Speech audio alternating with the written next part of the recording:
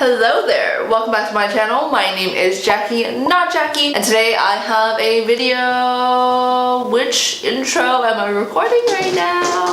And today I have my February plan with me set up. I'll just go quickly right into it.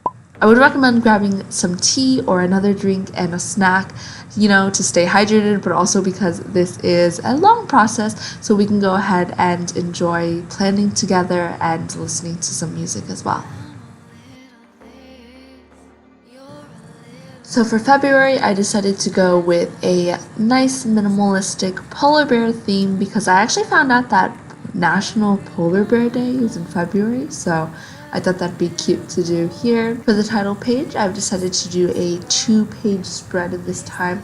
Typically I go for 1-page spreads, but I wanted a polar bear and an igloo on this, and that would just be a lot for 1 page.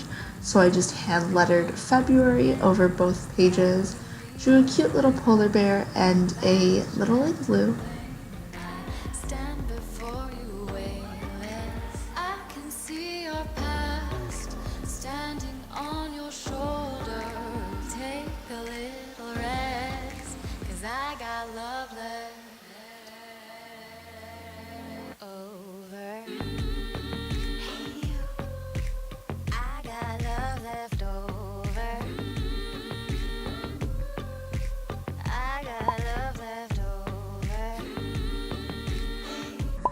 This is my monthly log, which is my calendar page. I'm going to do it on 2 pages or a 2-page calendar. And I've decided to go with squares this time. They are 5 by 5 squares with a space between them. I decided to go this way just because it actually mimics my January monthly log very, very closely. I actually got that original idea because I was looking at my Google Calendar, which I use a bit to make sure I'm keeping the important things on there. So I just mimicked it in the sense that holidays, the top bar gets completely wiped out if it's an all-day event, and then the little lines to kind of bullet the tasks that I have those days. Whoopsie, that was an accident, but as Bob Ross would say, there are no accidents, just happy mistakes.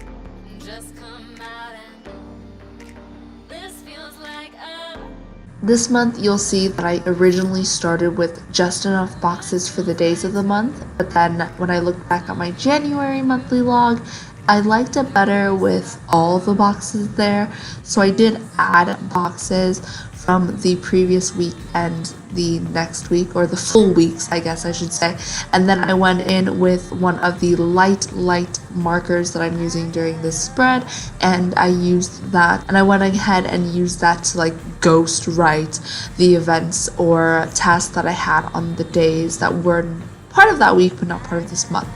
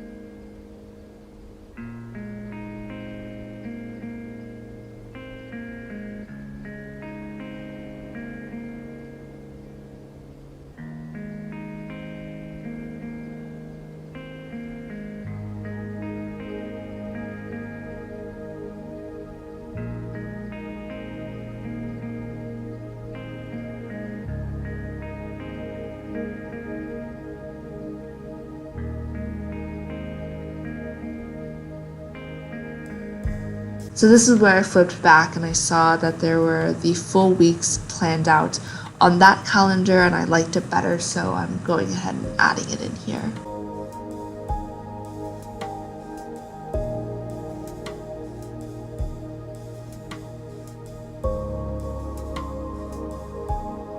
A tip that I have is always going from the outside to the inside when working. So right there, I'm drawing from the outside going in, and I know to stop one spot before the next square, just because that is a more visible end to me than it is to go from that to the outer edge and not knowing exactly where to stop.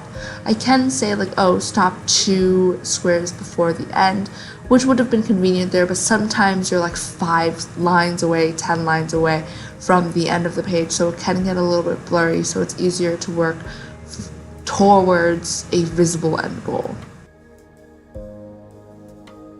Here I'm doing my habit tracker the exact same way I did it in January. I've really been enjoying the look of this, so I am going to keep it with the same 6 habits that I've been tracking.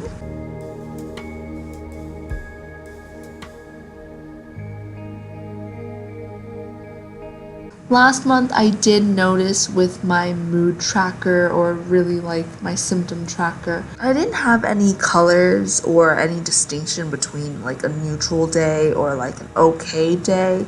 So I've decided to leave those days blank in the calendar. If anything eventful happens, like I'm super happy or I'm super sad, or if I'm sick or tired or something, then I'll put it in.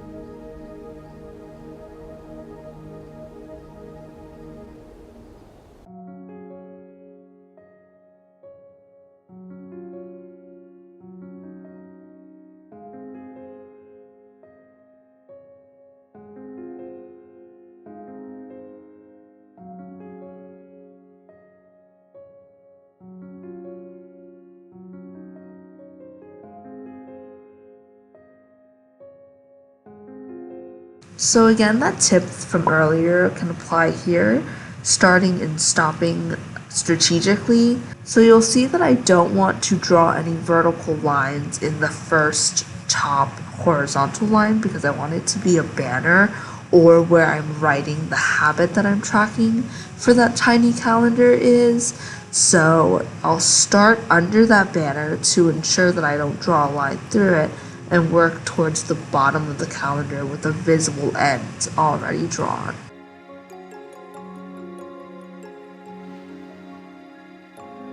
Last month I did go in and black out the days that weren't part of that month. I didn't do it on video here, but I am going to go in and do that again. I'm not going to use black though. I'm probably going to use one of the colors that I've been using within the spread. So probably that really light gray or that really light blue. And then for the days that I do complete the habit, I'll use the other color for. The habits I'm tracking this month are again the same, so just making sure I'm doing online work, holding myself accountable to actually doing the work online. It's hard when you're setting your own schedule. And then of course my posting schedule, because that's a little bit separate from online work. And then workout, eating in, no spending, and staying hydrated. For my symptom or mood tracker, again, just like happy, migraine, tired, sick, irritable, and sad.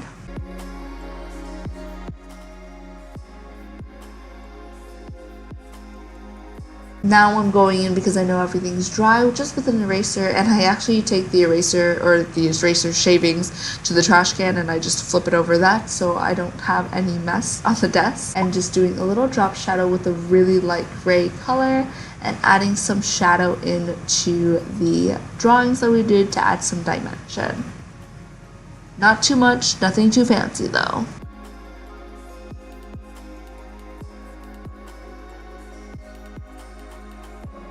Here, again, I'm trying to hold myself accountable from working from home. I work from home both in my real job and in my YouTube aspirational job here, so I do need to hold myself accountable. I just wanted to have a little list where I can mark down how many hours a day I have been putting in any work.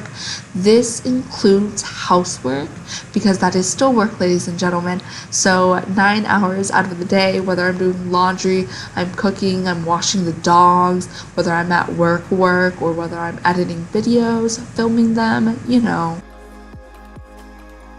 grocery trips. What else can I add in there? You know, there's a ton.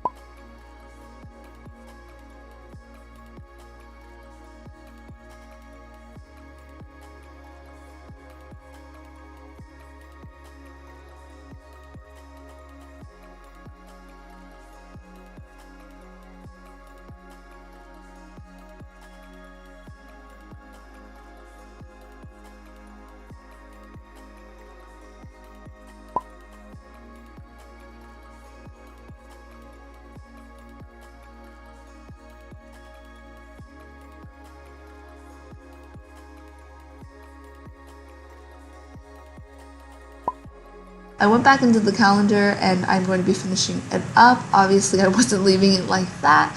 So this is going to be just the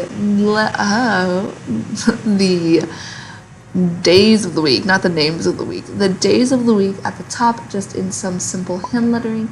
And again, February in the same like font or hand lettering font that I did during the title page. I'll go back in and add a drop shadow to that as well once it dries.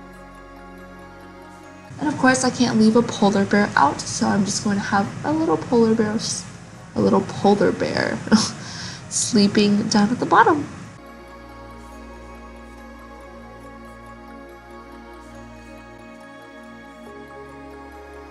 And of course he's not sleeping on air. There's some shaky little ice fixture, iceberg. I went in and numbered the days of the month like I did with my previous one. What I am going to be doing differently is I will have each box colored at the top this time. So last month I only highlighted or colored in the ones that were eventful. So like all day events like holidays and such. So this month I will be doing holidays and other days in different colors, and then I'll have every other month or every other day just painted in the color that I'll be using, or one of the colors I'll be using throughout the month. So you'll see when I went over that holiday one, the ink hadn't dried fully yet, so I'm just going to be doing some other things, filling in the calendar here and there while the ink dries so that I can go over it with marker without smudging everything. There goes the drop shadow. And then just some color for the headers. Some shadowing for our little polar bear friend. And there, like I said, I'm going in with each of the colors.